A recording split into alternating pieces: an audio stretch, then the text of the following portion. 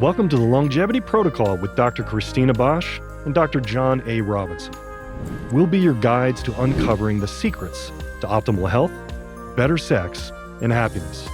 From debunking aging myths to exploring the science behind what it means to live the Longevity Protocol, we'll dive into a wide range of topics. So, get ready for an exhilarating journey in what it means to live well and feel your very best at any age. It's time for St. Patrick's Day. And I sure do love St. Patrick's Day.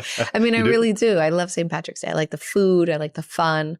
I like the parades. Yeah. Well, again, that's like a Jersey, New York thing. Sure. And they dye the river, right? In Chicago. Oh, that's in Chicago? Not New York. Oh, no. Oh, really? We make sure we... Different. It's very different. Although Chicago's really pretty too, or at least it was. It's a beautiful city. Interesting. Yes. The point is, we eat well, or at least I think we do. Yeah, I'm not a big fan of all the cabbage and all the boiled stuff. The boiled stuff, yeah, that's not my favorite. But the corned beef is okay. I like it. And I also love a good dark beer. Well, speaking of which, that is something that certainly people do quite a bit of on St. Patrick's Day. Yeah, it's an imbibing holiday. Sure, imbibing. Is that how you say that? Yeah, but that's such like a pleasant way of saying it versus, it's a pounding day where we're going to pound down the beers versus we're going to imbibe. Well, if you're drinking pleasantly, you're imbibing. Yeah, I think a lot of people are far past imbibing. That's true. St. Patrick's Day. It's kind of like a professional type of event. Yeah, it becomes sport. Yeah, for sure. And that's what we're going to talk about. We're going to talk, well, I mean, not necessarily the sport of alcohol, but certainly just that overall alcohol debate. And does alcohol extend your life or reduce your life? Because beyond just the sport of St. Patrick's Day imbibing, people will, it's a ritualistic kind of thing, and the wine, and we've related this to, of course, studies that they say in France, and it's supposed to extend your life with a certain amount of wine. And is all of that true or not? Are you actually getting something out of alcohol one way or another regarding your lifespan? Right. The question always is any amount of alcohol not good for you? Which is, I think, what a lot of the health wave that we're seeing on the internet now, or definitely in social, is saying no amount is a good amount. And I'll just summarize my conclusion right now is I disagree. You think there's something in there about a certain amount being beneficial? Yeah. Well, what I think is beneficial is enjoying things and enjoying the fruits of one's labor. And I think that alcohol, spirits, wine, cocktails, cordials, aperitifs, digestives, like it's an entire world of things to be experienced and to be enjoyed and to be incorporated into your day-to-day life. And I think anything that says that should be deleted from your life, for me, is not correct. In terms of just giving that up completely and utterly. Yeah, and the loss of experience. Yeah, it's tough with alcohol too, because it's loaded in the sense that some people have to eliminate it. If they have alcoholism and these kind of extremes and all of that. But I would say the massive majority of people are not alcoholics who are dealing with, right. You were mentioning almost a culinary approach to alcohol, aperitifs. Correct. Yeah. These things. Yeah. I mean, I think that's probably a good point to start the episode with, as is the case with many of our episodes. What we're talking about is usually, the people, is it the top of the bell curve? I never know how to explain that. The middle of the bell curve. The middle of the bell curve. Okay. So the point is, we're talking about the average healthy individual. We're obviously not talking about people on either ends of the extreme that can't drink alcohol for health reasons or addiction reasons or whatever. Right. Of course. Well, let's get into it a little bit. Yeah. I think what's important is to define, what's alcohol doing in the body in general? Because I think we understand a little bit of the physiology that would perhaps help everybody understand what we would decide about, does it help with lifespan or not, or is it helping with your health or not? But here's the basics. Of course, alcohol is ethanol, and that's really what we're talking about, in the actual molecule. It doesn't really matter how it comes. in the end, it all sort of comes down to that singular molecule called ethanol. So whether it was a beer or it was a digestif or Right. any of it, it's going to be ethanol. And of course, the main thing, it's a depressant to the nervous system, and that's one of the main things that we know. So it's calming down in a lot of ways for the good and the bad to the nervous system.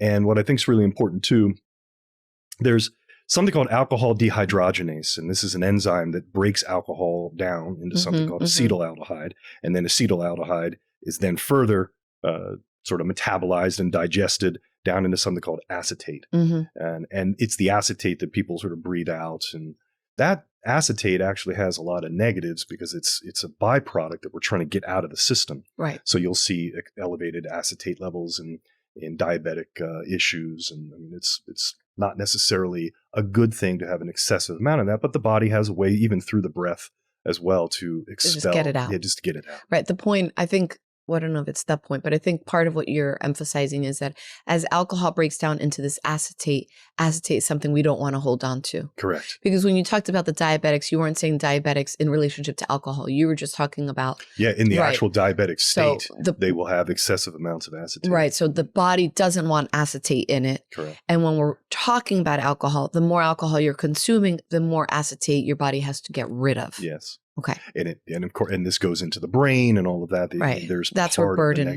of the burden comes. Yes. Okay. But part of the good, let's say, well, we'll kind of call it good. I'm trying to be neutral about what the effects are. People need to decide what's good or not. But alcohol, I mean, why do we like alcohol? Why? I like the taste.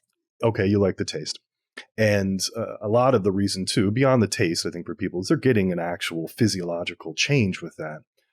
It's increasing dopamine, serotonin, GABA. These are neurotransmitters that are very calming and stimulating, kind of both. There's one particular one that alcohol stimulates. It's called glutamate. And glutamate's a very excitatory, very sort of ramping you up type of neurotransmitter.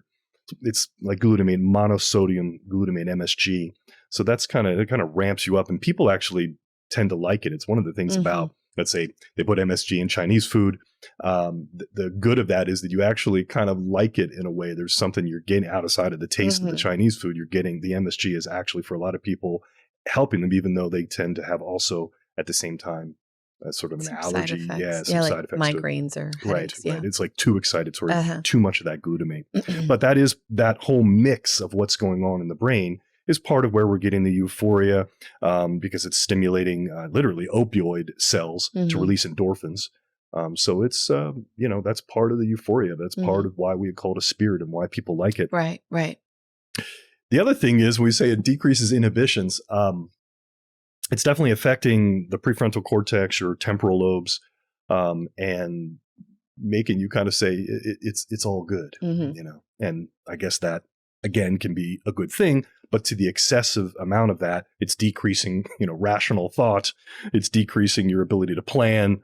It's decreasing anger suppression. So those are those inhibitions. So for some people, they might go in a direction of just euphoria. Other people get a little bit angry when they're drinking. Right. And this is really, for me, where the conversation already takes a direction. When people are using alcohol because they, quote, need it to experience these things, whether it's that courage or that relaxation or joy, that for me is the problem. Because what I'm inviting people to understand is that when you are enjoying the alcohol for its flavor and for the experience and for the ritual of it, almost, the communion of it, that's got so many health benefits from my perspective. Like, it's heart feeding, it's soul feeding, it's in many ways you're having intellectual property and cultural, goodness, I can't think of the words, but like the property of a culture, I'll have to come back to it because this is not going anywhere. The point is that when you're finding the joy from the drinking itself, like I'm sitting here, I'm having a nice glass of wine, or I'm having a yummy cocktail and I'm enjoying the company of my husband, my friends, my family, whatever. That is where the joy comes in. When a person says, let me get in a few drinks and then I can start to relax. They're not getting the joy from the drinking experience. They're getting the joy from the drunken experience, which to me is two totally different things.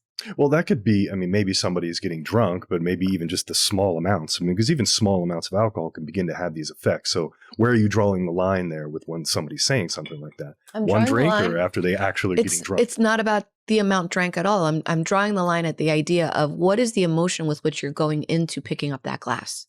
That for me is what the difference is. Like when I was growing up and there was wine at the table every night, there wasn't an association for the adults around me drinking that were saying like, oh, I just had a rough day from work. Let me sit down and have a glass of wine to start calming down or to be able to start talking with my family. Or that's a common thing too. You say, hold on a second, I got to have a drink. Yeah, but that was not my experience. And it isn't my experience now as an adult when I drink. I'm like, oh, let's have a cocktail because the recipe on the menu sounds good. Like, what does that taste like? It's more like a supplement and an enhancement to your overall experience versus just simply trying to completely and utterly shift your state. Yeah. And it's the pleasure of the drink itself, just like the way I would decide what to order on a menu for my entree or for my dessert, right? It's, or you're looking at again, you're talking about wine and you're looking at the label and you're like, this sounds like it will taste good. You're not buying the wine going, oh, this looks like I'll get a good buzz. It's part of the reason why I've never had like crappy beer. I think some people are looking at it that way. They are, but that's where I'm drawing the line. That's what I'm saying. Yeah, it's good. And I agree. And I think that's where the moderation to it, because you can't experience what you're describing once you get to a certain level. And a lot of what we can go through now is really, it comes down to a number, as it does with many things. It comes down to a line somewhere within the physiology about where there's benefit and where there isn't, where you're getting a diminishing return and not even just diminishing return, like no return, you're going into the negative. So it comes down to a number most of the time. So let's talk about some of the studies that we've come across here. We'll call this pro. Meaning pro-drinking. Pro-drinking. And again, now we're kind of reverting it back to just the concept of longevity. Is alcohol helping? Like, what does the science say? There was a Netherlands cohort study that came out in 2020. This was 7,807 adults that the highest probability of reaching 90 years was found in those drinking. So this was reaching at least 90 years of age, which now we're getting, okay, they're living pretty long. Between 5 and less than 15 grams of alcohol per day. And so if we look at that, like what does that mean if people are listening and they say, well, what does 15 grams of alcohol mean? One shot of an 80 proof alcohol is about 14 grams of pure ethanol. Okay. So it's going to be no more than one shot. And again, that's 80 proof. If you're doing 40 proof, you'd be able to have a little bit more than a shot. Let's say, again, you're saying things like digestifs and these things, you can actually have more volume because the proof or the amount of alcohol, the percentage of alcohol is actually lower in that given drink. So it depends on what it is.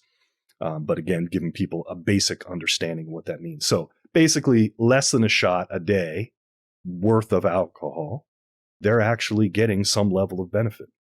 Wine intake was also positively associated with longevity, particularly in women, whereas liquor was positively associated with longevity in men. Isn't that interesting? And inversely in women. Yeah, it's sort of like what is, we'll say maybe a stereotypical approach. Guys are liking their whiskey and women are liking their drinking wine. Their glass of wine. Isn't that interesting?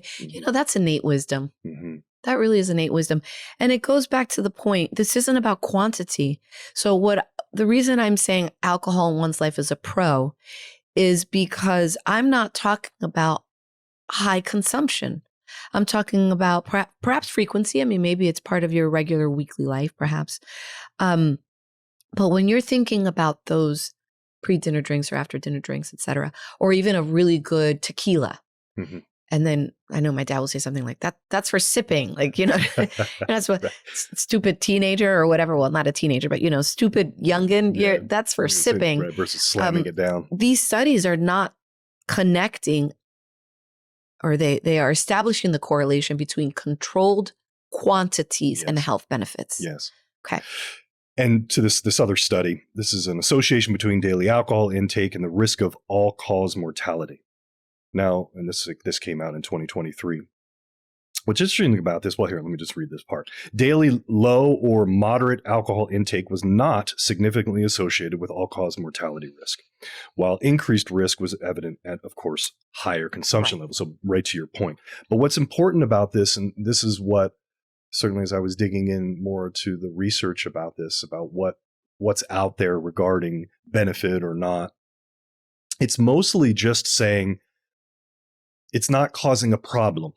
Up to these points, are we getting like this magical extension of life out of it?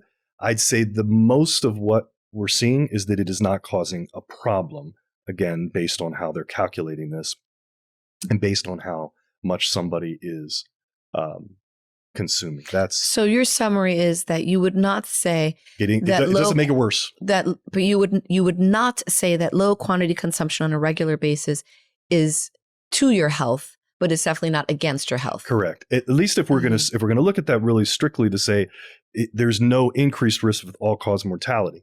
That means that it's not making it worse. But we could argue to say that if you didn't make something worse, you might, through other aspects of your health, actually be able to make your life extended. And these are just 2 studies. I mean, the reality is, again, talking about the blue zones, right, with how much data they collected in the blue zones, they are making a correlation between low quantities on a regular basis. But even within those studies, like this one that we first mentioned from 2020, what's unclear is how much of that is directly related to the fact that they're drinking a little bit of alcohol versus how much of it is directed to the fact that they're usually drinking that little bit of alcohol with company. Yes. There's that social component. There's the joy, the community. Yes. So I think we can safely say too much alcohol. Not I think. We can safely say too much alcohol, and too much is not a lot. Too much alcohol is not good for your health. Then I believe we can safely summarize that a small amount of alcohol with some regularity in your life, when is connected with the joy of company and the joy of the experience. Sure. Other pleasurable things, like you're saying. Or just enjoying the drink itself, that yes, then that is good for your health. That's my summary. And I think there's some truth to that because, again, at the barest minimum, we are not seeing this major negative. And let's talk about a couple of studies here that, let's say, would be on the con side of it, that, yes, this is not good for longevity. This is the effects of modest drinking on life expectancy and mortality risks. This is a population-based cohort study. 430,000 adults. Modest drinking now here means no more than 1 drink a day. Yeah. 1 drink a day. So I mean, that's 7 a week. Yeah, which we would still say is a lot. I would. I mean, for me. And not just for our personal life, like even from a health metabolism, standpoint. fat loss, testosterone, we would still say 1 drink a day is a lot. Right. And there's some loose calculations with that now that you've said that. Women can metabolize about 1 drink per day. Men can metabolize about 2. Like properly metabolize it out within that 24-hour period. It's gone. It's really, that's the amount that we can metabolize. Now, that's a different story about what happened, whether or not that was negative. Right. But that's, 430,000 adults. That's a good study. So what they actually gained 0.94 years in life over a non-drinker, and they had an 8% reduction in adjusted all-cause mortality. Wow. But cancer was increased in the modest drinkers for oral and esophageal cancer. So there was, they gained about a year in life, but then it was sort of neutralized by the relative increased risk in cancer. So the gain of 1 year by modest drinkers is erased by a 2 to 4-fold increase in oral and esophageal cancer. And that drinking beyond modest amount led to a large loss of life expectancy. Again, back to the idea, if they drank well past these numbers, let's say 1 a day or 7 a week, then of course it definitely starts to have a negative. So there was about at least a wash. And I really want to mention here, Dr. Amen from the Amen clinics, and he's just a very well-known, respected doctor, researcher in brain health. And they're called the Amen clinics. I encourage people to check it out. I've learned a lot from him over the years. So just in general, when I listen to his content and read his approaches, he's just not a fan of alcohol in general. So he usually is not saying much that's very generally positive about it. And he would say, overall, I would just suggest to not drink alcohol. That's really generally the take. However, in all of the studies that he generally references, non-drinkers and light drinkers had a low risk of brain damage. So he's really just focusing mostly On the brain. on the brain, Right. and what effects to the brain. And again, non-drinkers and light drinkers equally didn't have a risk of brain damage. Yeah. So it really, again, it comes down to a number, even with what he was talking about. But again, a lot of people aren't light drinkers. We've got a lot of patients. No, I would say the significant majority of our patients are not defined as light drinkers. Yeah. The significant majority of our patients, or excuse me, I'll just say for myself, of my patients, they're predominantly female, are drinking easily 1 to 3 glasses, usually of wine, but not always. Per day. Daily. Per night. Yeah, absolutely.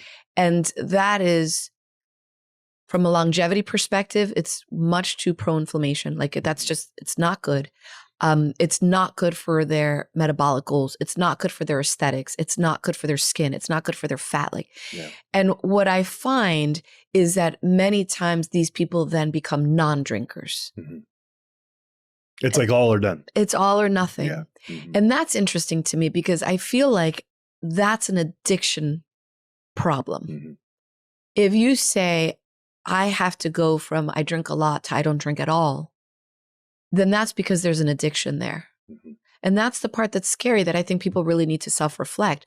When you are drinking nightly, how much are you drinking and what is the emotion? Right, why are you drinking? Right. Why are you drinking? Mm-hmm. And can you just as easily say, oh, I went a whole week without drinking and it didn't faze me, Mm-hmm. right? Mm-hmm.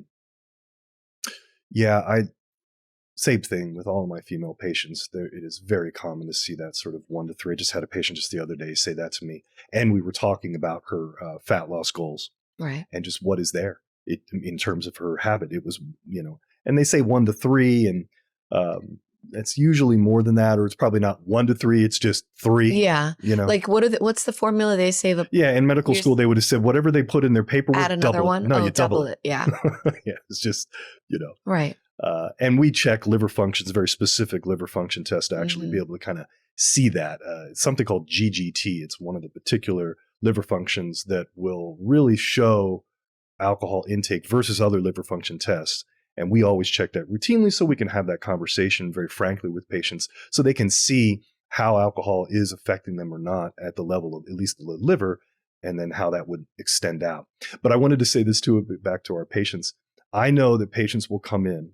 We have in the new patient paperwork, it'll say, how many, with your lifestyle changes, what are you willing to do? Oh, yeah. And it's really, there's only 3 choices. I'm willing to I'll do whatever it takes. Mm-hmm. I'm willing to make some changes, or I'm not really wanting to do much of anything. Right. That's one of the main things that I look at for a new patient. Yeah. What did they circle out of that one question, those 3 choices? That tells me a whole lot about their motivation.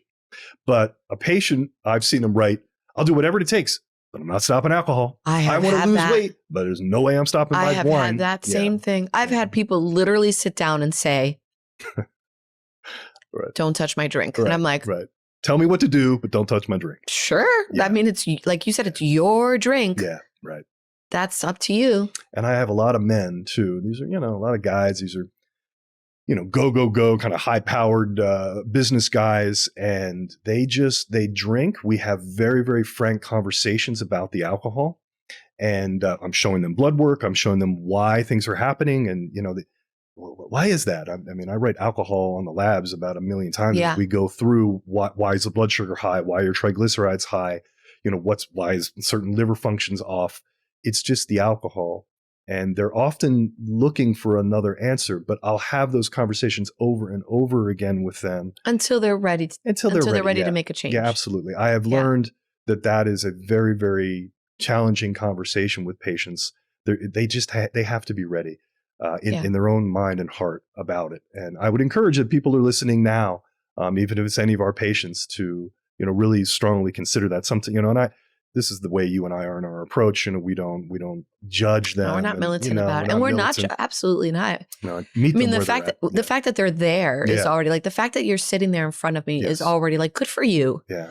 Good for you. You obviously want to have a conversation. Now, which conversation and when, Yeah. That's up to their I can dictate. think of one particular male patient who he would actually travel in from another state to see me, and he did amazingly well with all of the longevity-based therapies that we were doing and hormones and all these things. And I talked to him about keto and those kinds of approaches, and he was a little bit overweight. He did everything that I said, but he just was a partier, and his lifestyle was to go out and that's just the way it went. And this was a guy in his, I guess at the time, in his 40s, early 50s, and just that was his lifestyle. And he's been a patient for years, and then relatively recently, he just, kind of call it up. I know he was like telling the staff to tell me that he stopped drinking. It just one day it clicked. He understood. We had the gentle and sometimes even not so gentle conversations along the way. And then one day when he was ready, he made the decision and then called up and said, "Hey, tell Dr. Robinson that this is what I've done." And of course, without question, his labs in even other ways improved. But with that said, he had improved he didn't stop the alcohol, but he actually did improve other things. So it is about, a holistic approach. Yeah. No matter what. There's that book, The Way of the Peaceful Warrior. Yeah. And you had me read that years ago. Yeah, I like that book. It's entertaining. And it's loosely based on a true story, I believe. There's this gymnast and his coach, and the coach is really on the gymnast about, you have the potential to be amazing, but you've got to have way more discipline. You got to cut out the crappy food. You got to cut out the partying, cut out the drinking, cut out the smoking, focus just on your craft. And the story is written from the gymnast perspective, and all the trials and tribulations he went through in developing this level of discipline. Then one day he catches his coach smoking a cigarette. And the kid lost his mind. He was like, "You are such a hypocrite. I can't believe this, blah, blah, blah." And the coach tells him, "Why am I a hypocrite? When I sit down and take out the cigarette, I smell it. I stare at the sky. I listen to the crackle of the paper when I'm lighting it. I enjoy the inhale. I slowly enjoy the exhale." The guy says, "I am 1000% present in the process of enjoying this decision that I have made for myself once, maybe 3 times a year at most. I am in control of it, not the other way around." That is the big difference. Wow. And that was so great because, that's a cigarette, right? But insert anything. In this case, insert that Super Tuscan that you're so excited to drink. Like, how present are you in the moment of feeling the label, picking the label, uncorking the bottle, letting it breathe, putting it in the glass, the sound, like how present are you in the process of letting that drink that could quickly become an inflammatory burden? How present are you in actually letting it feed your soul? That will make the difference. I had a professor in undergrad who, this was a philosophy / English class, and he wrote a book on that concept of ritual. Now, he was a smoker and would discuss that concept of ritual with any of these types of things and how that actually, from his approach philosophically, was important. Healing. Yeah, right. And so I think a lot of what you just said was to that point. There's one thing that people could do to actually help when they're drinking, to maybe make alcohol to some degree a little bit more beneficial. There's something called N-acetylcysteine.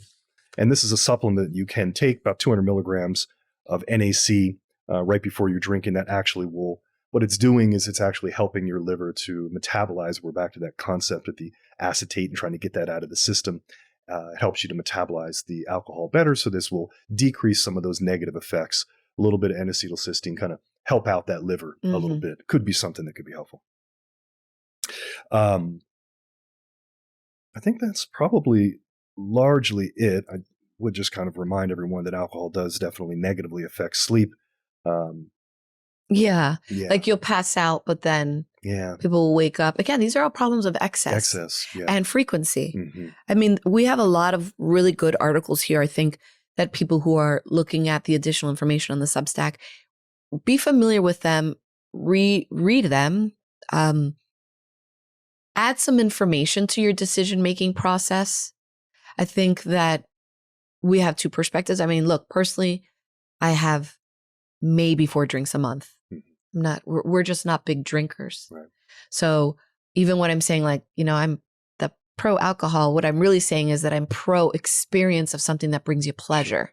Well, I mean, we could even say just last night in a very rare kind of situation, Yeah. we were able to go, we sat down like adults, we had dinner. It was on a Friday night, Right.